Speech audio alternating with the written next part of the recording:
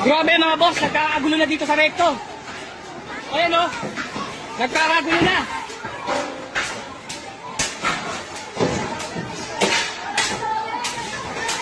Binawasak nila yung sogo. Grabe. May pulis ata sa loob. Sinusugod ng mga kabataan. Grabe nangyayari ngayon. Babatuhan.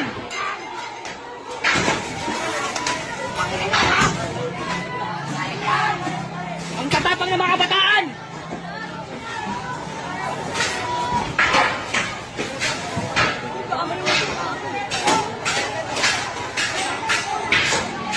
A few moments later.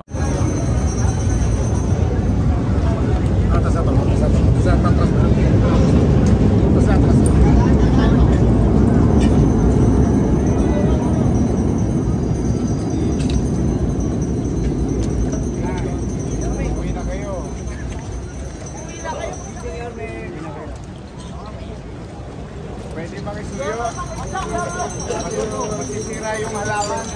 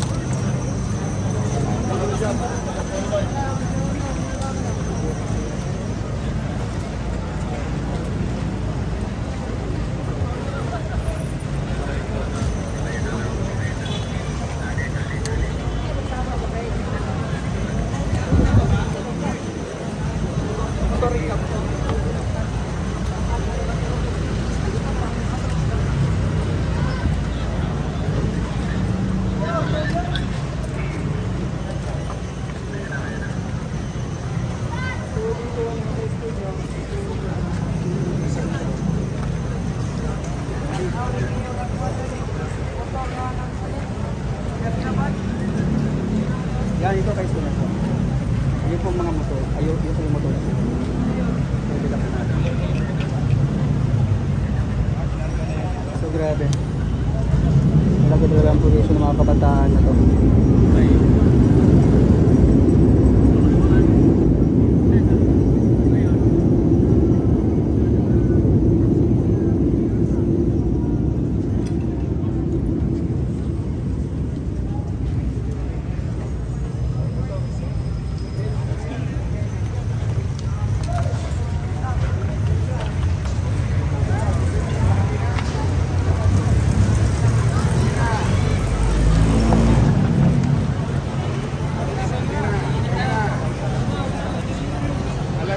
May cardio.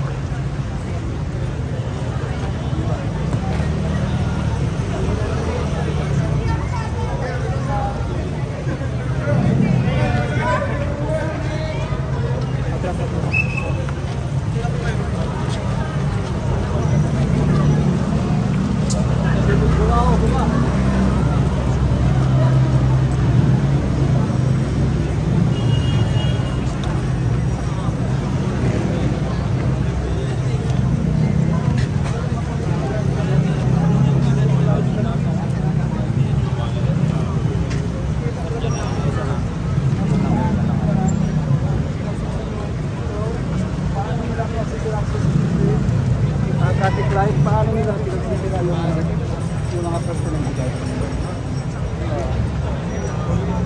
Magkatrabaho.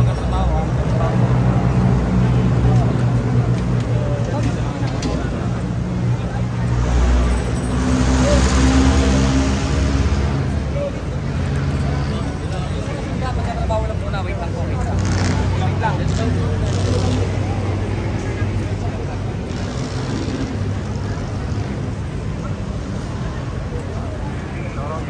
Salamat. po, pati nasasakyan ng kapulisan po natin mga kaibigan, talagang sinisira nila. Diba yung motor, yung mga movie, talagang sinisira ng mga kabataan. Kaya nakita po natin sa bahay. Nakakalungkot po sa ito. Grabe, parang sinaliban talaga ng mga kabataan. Mga motor po kanina, sinusunod talaga. Meron po tayong isang pulis na nawala ng buhay. So nakita niyo po, may mga pulis na pinuputol po kami. Mga kaawa. So may buhay na nawala dahil sa mawalang hirang ng kabataan. Sobra. Hindi maganda. Nakapalungkot. Dahil sino naman dito siguro, nakita niyo yung tanong sa kapitbahay. May nasalungkuhan, may mga nasira. Siyempre, pero malungkot. Sila pa natin magawa nangyari ko. Ganun lang mga ka-school yan. Diba? Kasi nakakalungkot. Hindi ako na.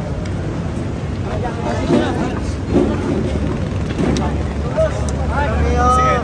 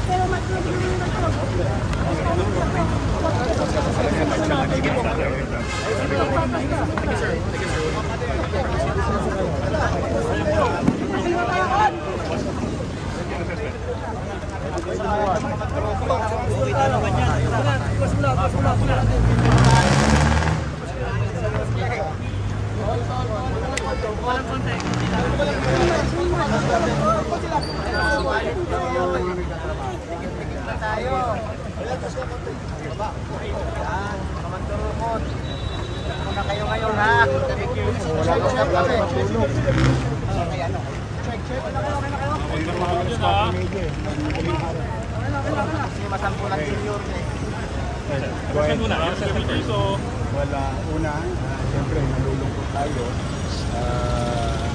Masyadong malaki yung damage na ginawa ng mga I don't think rallyista yung mga yun. Because as you all know, we were in their respective places in the morning and in the afternoon.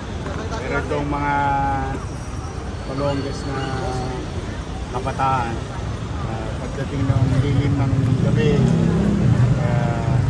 nag-mug na, no? That, as you can see, maraming public property and private property were damaged. At ang nakakalungkot, marami akong pulis na nasugatan. Nasa ospital naman sila ngayon.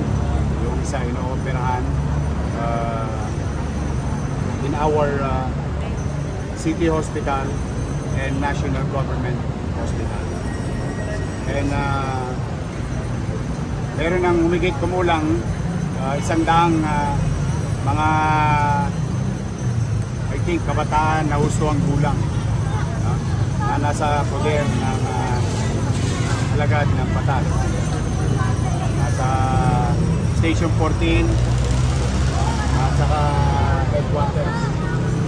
We were apprehended by our men in uniform. Any idea kung anong grupo to? Tingin ko, mga ano lang yan, mga walang magawa sa buhay. Pero sir, may organized na kasi kung may molotov ka, eh, hindi ka basta-basta galing sa bahay. Yung molotov naman, in a few minutes, kaya mong gawin. They can always do that. But then again, nag-decision sila ng ganyan then we will throw the books to them. All those damages, government properties, lahat ng na-apprehend will be charged. And I will make sure that they will pay the price. Wala kayong identified affiliation at all yet? At this point? Wala naman. Sumali ka, nakisapakat ka, nahuli ka, sama ka sa danyos. Criminal and civil. We will charge them. The city government of Manila.